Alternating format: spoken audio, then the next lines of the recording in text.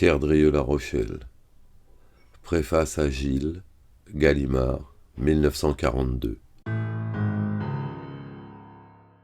Mon œuvre romanesque a connu un développement très difficile, très discuté. Cela a dépendu de moi plus que des autres.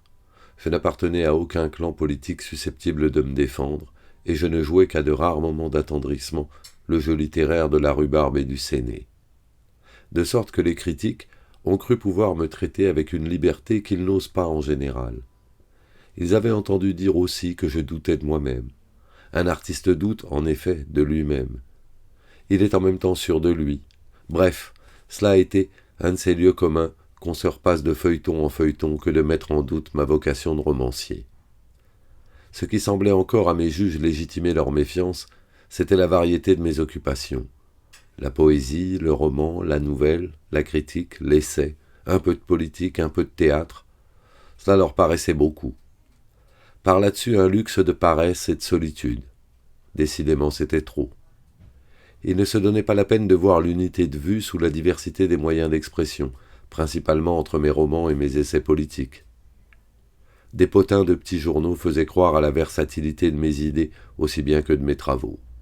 Et pourtant la cohérence de ma sensibilité et de ma volonté apparaît à qui me fait la justice de relire dans leur suite une bonne partie de mes ouvrages.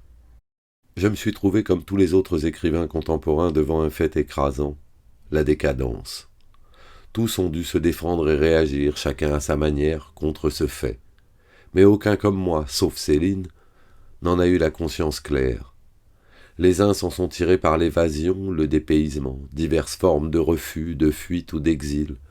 Moi, presque seul, par l'observation systématique et par la satire. Si l'on y regarde d'un peu plus près, on verra que toute mon œuvre est par son plus long côté une œuvre de satire. Quelques-uns s'en sont aperçus tardivement, en lisant ce Gilles après la débâcle. Mais j'avais débuté par une nouvelle, La valise vide, qui était tout de suite l'analyse minutieuse et implacable d'un caractère de jeune homme tel que le faisaient les mœurs et la littérature en 1920. J'ai repris ce portrait dans un petit roman, Feu follet, où, selon la fatalité de ce que j'avais sous les yeux, les traits s'accentuaient et la logique du personnage aboutissait au suicide. Avec cette fidélité au modèle offert par son époque, qui est la première vertu d'un observateur et qui, dans les moments où les lieux misérables peut n'être que la seule, je ne faisais que rendre compte de ce qui arrivait après quelques années à une partie de la jeunesse.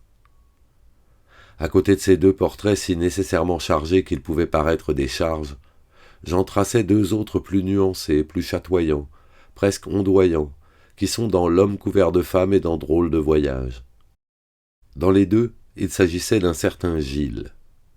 J'ai repris ce nom et quelques parcelles de substance dans le roman qu'on peut lire ici. Ce faisant, je me suis comporté comme un peintre qui s'attaque plusieurs fois au même portrait ou au même paysage, ou le musicien qui approfondit le même thème en profitant de la substance accrue que lui apporte l'âge. Tandis qu'on m'avait reproché la rigueur du Feu follet, on me reprocha la trop grande souplesse du trait dans les esquisses de Gilles. On voyait à cela la raison que je m'étais pris comme modèle, mais en fait, il n'en était rien. Je reviendrai plus loin sur cette question de l'imitation immédiate du modèle, mais je puis dire tout de suite que si l'on compare un roman mineur et univoque comme Drôle de voyage ou L'homme couvert de femme avec un roman majeur et polyphone comme Gilles, on conviendra que confession ou autobiographie sont des prétentions mensongères de la part de l'auteur ou des explications trompeuses de la part du lecteur. L'artiste malgré lui fait de l'objectivité, alors même qu'il a de fortes dispositions introverses, parce que de l'ampleur de son univers intime, ce qu'il peut saisir dans un moment donné n'est que fragmentaire. Le fragment réfracte un personnage inconnu et nouveau-né. Cela reste vrai, même si l'auteur s'acharne toute sa vie sur lui-même comme Proust, et même alors cela devient encore plus vrai. Quel lointain rapport entre le maigre Proust de la correspondance et le personnage central si compact et si résonnant, prolongé par tous ses satellites de la recherche du temps perdu. Quel homme s'est plus aliéné à lui-même qu'à Miel, en multipliant à l'infini les points de repère de son journal. Et d'ailleurs, qui aujourd'hui sait encore qui j'étais au temps où j'écrivais L'homme couvert de femme? Au fond, il y a peut-être deux sortes d'égotistes, ceux qui se complaisent dans le charme et la fascination minime d'être prisonniers et de n'aimer de l'univers que ce qu'ils trouvent dans leur prison, et ceux qui, portés à l'observation de tout, ne s'acharnent sur leur moi que comptant y trouver la matière humaine la plus tangible et la moins trompeuse. Forts de leur bonne foi, ils se disent que dans le tête-à-tête avec eux-mêmes, tenant les deux bouts, rien ne leur échappera, rien ne se dérobera. Illusion encore, certes, mais pourtant tout autre optique que celle de Narcisse, et qui a certainement retenu à certaines heures les plus objectifs des romanciers et les plus classiques des penseurs. De plus, chez moi, à cause de mon idée de décadence, l'introspection prenait une signification morale. Ayant à démasquer et à dénoncer, je pensais qu'il était juste que je commençasse par moi-même. Je me rappelle que j'avais voulu écrire un livre intitulé « Pamphlet contre moi et mes amis ». C'eût été une façon de composer une diatribe sur l'époque. Je n'étais pas moins sévère pour moi-même pris comme prétexte que pour n'importe quel autre compagnon d'époque. Je flagellais sans pitié l'époque en moi, cette époque où la société vieillissait si hâtivement.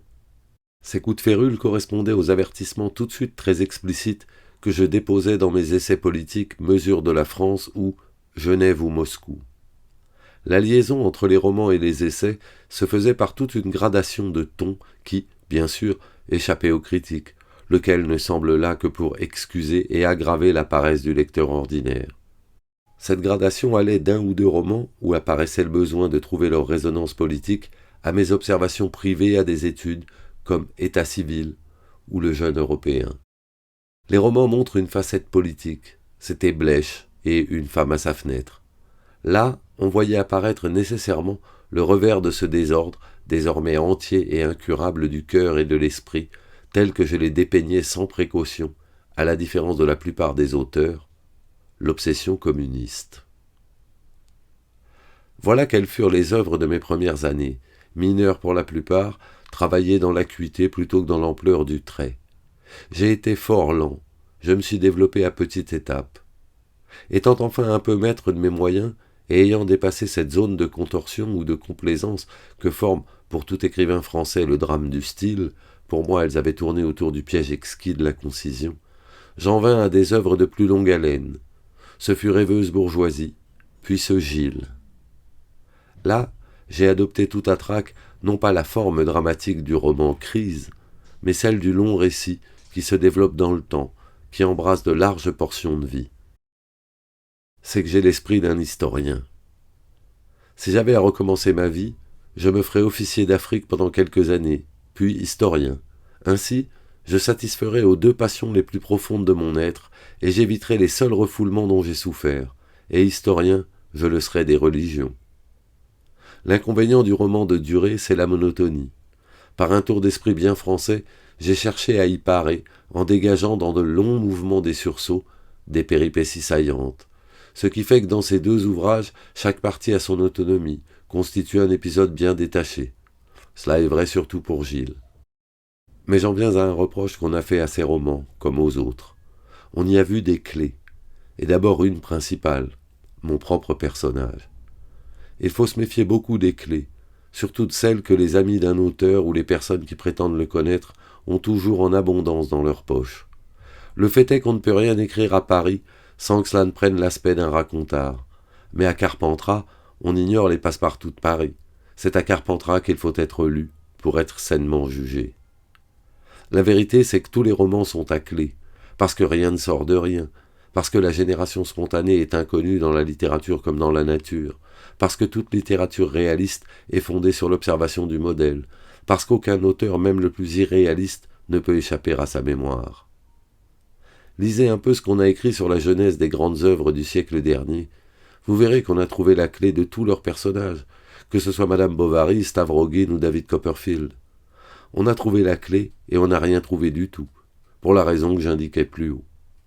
Si on ne peut plus peindre sans modèle, on ne peut plus non plus reproduire le modèle exactement à partir du moment où celui-ci est introduit dans une histoire dont le mouvement propre transforme et altère tout ce qu'il entraîne.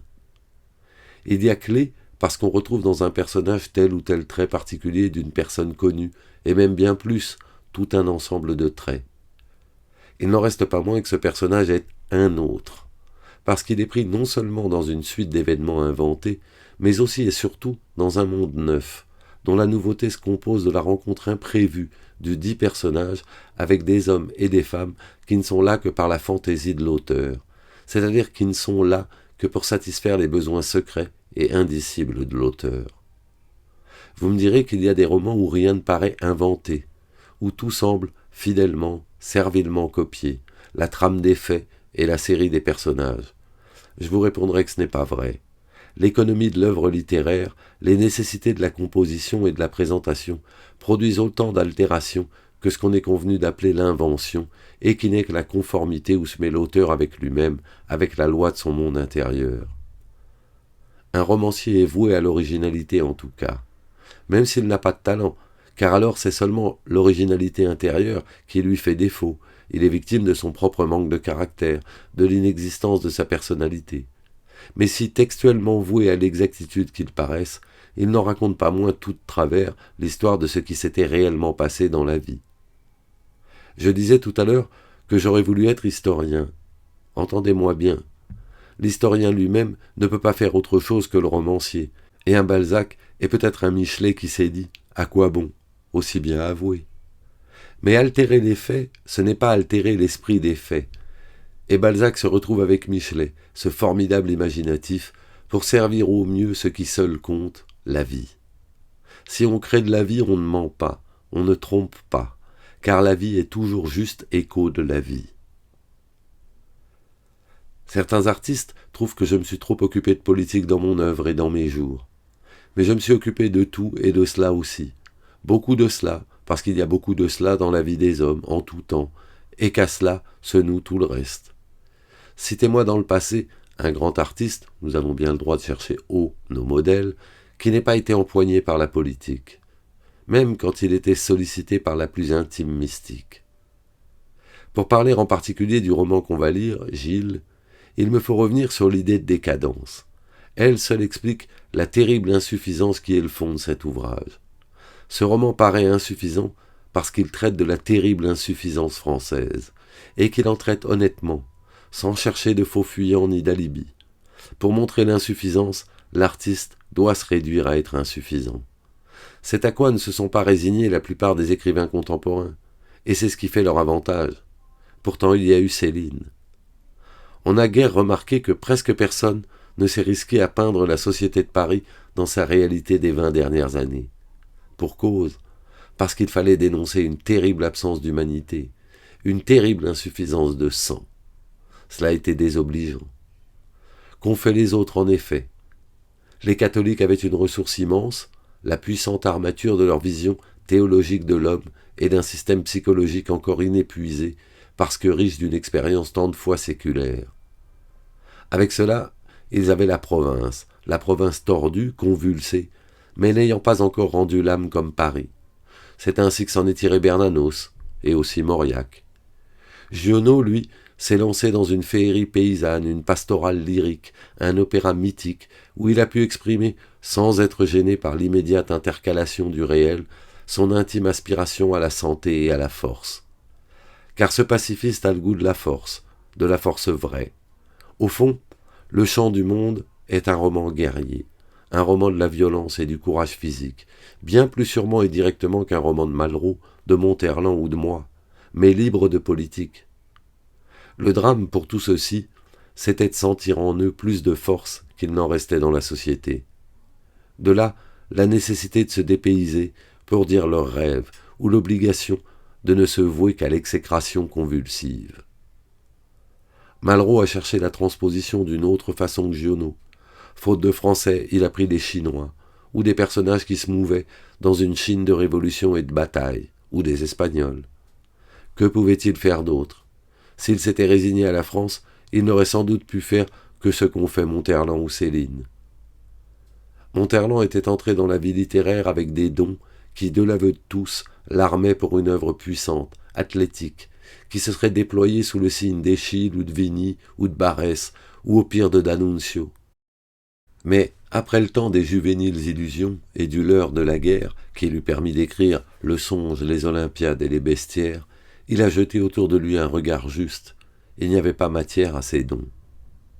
Par honnêteté de peintre devant son modèle, ce Michel-Ange s'est résigné à devenir une sorte de Jules Renard.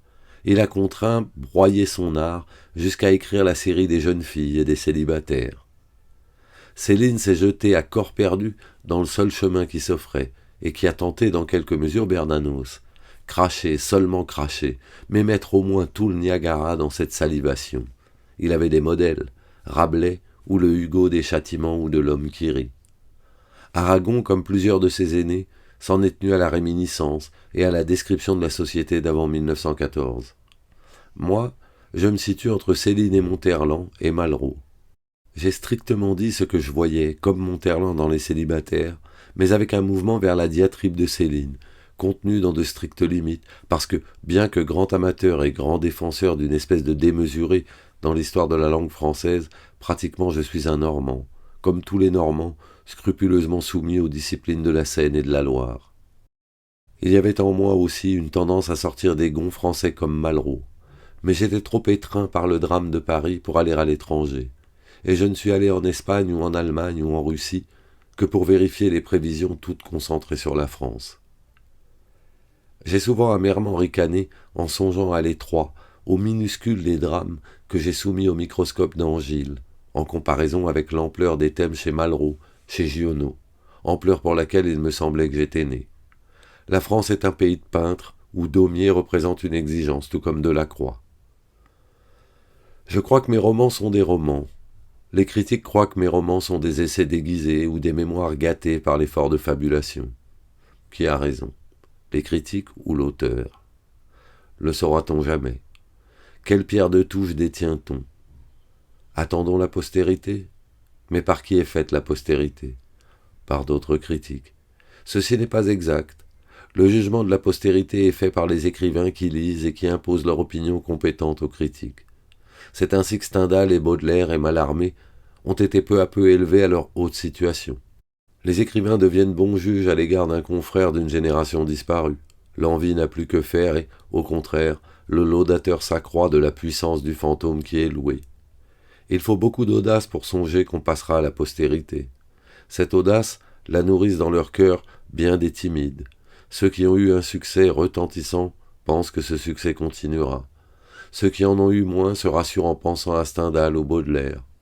Toutefois, ceux-ci de leur vivant étaient fort connus et respectés au moins d'une petite élite, car il n'y a pas de génie méconnu. Un écrivain est obligé de croire dans le fond de son cœur qu'il passera à la postérité, sinon l'encre se tarirait dans ses veines.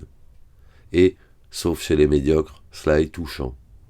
Nous sommes bien une centaine en ce moment à ne pouvoir arracher de notre cœur cette pensée séduisante comme tous les buts du courage. Il faut cet élan des appelés pour épauler les élus. Je m'écrirai volontiers que je suis sûr que, par exemple, Monterland passera à la postérité et que je n'y passerai pas. Mais j'avoue aussitôt après que je doute par moments d'être si certainement condamné. Comment savoir quoi que ce soit de certain sur soi-même, alors qu'il y a des jours où ceux qu'on croit les plus solidement assis dans votre propre estime et admiration vacillent? Comment s'équilibrer entre l'excès de confiance de l'excès de méfiance? Vraiment, on hésite entre la modestie et la fierté. L'une et l'autre peuvent être une duperie. Mais tout cela, ce sont des humeurs qui passent. Il reste deux choses. La joie de l'artisan qui fait son travail, qui se dit qu'il participe à cette aventure merveilleuse qu'est le travail de l'homme, et la joie d'être un homme, de rester un homme pur et simple, à côté de l'homme de métier, de l'écrivain. Un homme qui mange, qui boit, qui fume, qui fait l'amour, qui marche, qui nage, qui ne pense à rien et qui pense à tout. Un homme qui ne fait rien et qui n'est rien. Un homme qui rêve, qui prie, qui se prépare à la terrible et splendide mort.